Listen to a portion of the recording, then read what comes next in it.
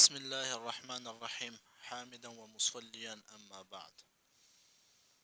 د روټۍ په آدابو کې څه آداب نن ذکر کوو.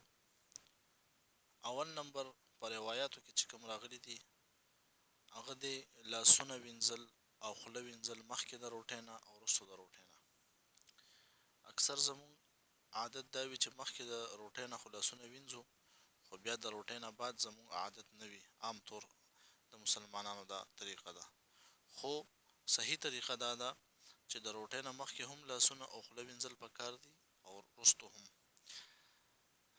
روایت دی نبی علیه السلام مبارک ته یو صحابي وویل چې ما په تورات کې لوستلی دي ان برکت الطعام الوضوء بعده، چې د خوراک برکت دا دی چې د روټۍ نه بعد لاسونه او خوله وینځل.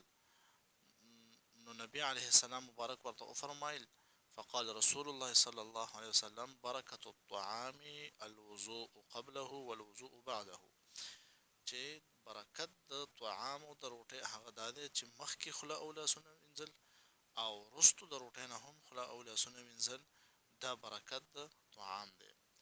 برکت ویل کېږي ما یعطیک اکثر من حجمه، چې الله رب العزت تعالی یو څیز درکړي او په هغې کې اکثر د دې نه وي چې څومره د هغې حجم تا ته ښکاري، دې ته برکت ویلی کېږي.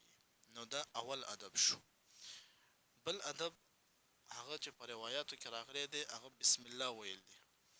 بیا په بسم الله کې مختلف روایات دي، صرف بسم الله هم کافي ده.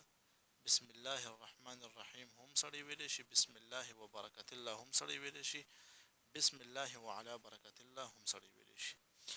په دې کې یو مسله نیمه هغه درته کومه. اوله مسله دا ده که یو سړی داسې ځای کې روټۍ خوري چې اجتماعي کسان ناست وي، نو هلته بسم الله په زوره ویل پکار دي چې ټولو ملګرو ته بسم الله یاد شي.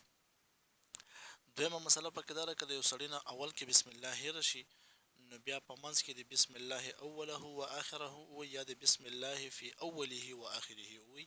دواړه قسمه روایات شته دی.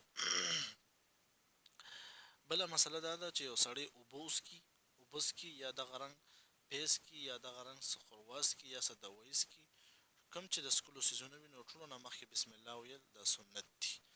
بله مسله پکې دا ده که یو جنابت کې یو ښځه وي یا یو سړی وي او یا حایزه یو ښځه په حیض کې وي، نو د هغې دپاره هم بسم الله ویل دا سنت دي. بله مسله هغه د روټۍ په آدابو کې دا ده چې کم ښه خوراک سړی تیاری نو په هغې کې د پکار ده چې ښوروا ډېره وکړي. نبی علیه السلام مبارک فرمایي اذا اشترى احدکم لحما، کله چې تاسو غوښه واخلئ نو فلیکسر مرقه، نو ښوروا پکې ډېره وکړئ. فان لم یجد لحما اصاب مرقه وهو احد اللحمین، که یو څوک غوښه بیا نه مومي، یعنې غوښه ورته ونه رسي، نو ښوروا خو به ورته ورسي او دا هم د هغه غوښې حصه ده.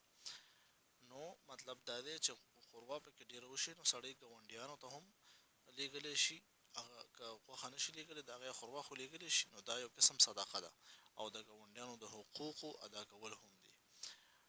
بل سنت په خوراک کې دا دی په روټۍ کې چې په سړی به داسې هیئت کې خوراک نه کوي چې د تکیه وهلې وي. په دې کې په روایاتو کې د دې نه منع راغلی ده. نبی علیه السلام مبارک فرمایي فلا آکل متکئا، زه داسې خوراک نه کوم چې ما تکیه وهلې وي.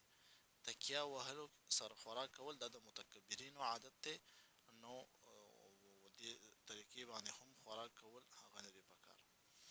بل ادب چې په روایاتو کې ثابت دی هغه الحمدلله ویل دي. نبی علیه السلام مبارک فرمایي قال رسول الله صلی الله علیه وسلم ان الله لا يرضى عن العبد، الله رب العزت د هغه انسان نه راضي او خوشحالیږي ان یأکل الاکلة ویشرب الشربة فیحمده علیها، چې هغه څه خوراک وکړي یا څه څښاک وکړي او د الله حمد په هغې باندې ادا کړي، نو الله رب العزت د داسې کس نه راضي کېږي. نو د دې د وجې نه که څه خوراک وکړي یا څه څښاک وکړي نو د هغې نه بعد الحمدلله ویل کافي دي. الحمدلله کې بیا ډېرې جملې راغلي دي، الحمدلله الذي اطعمنا وسقانا وجعلنا من المسلمین، دا هم راغلی ده، خو که څوک تش الحمدلله ووایي دا هم د ده نه کافي کېږي.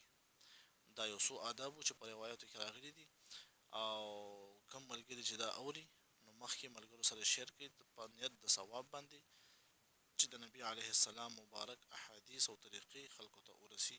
جزاکم الله خیرا، احسن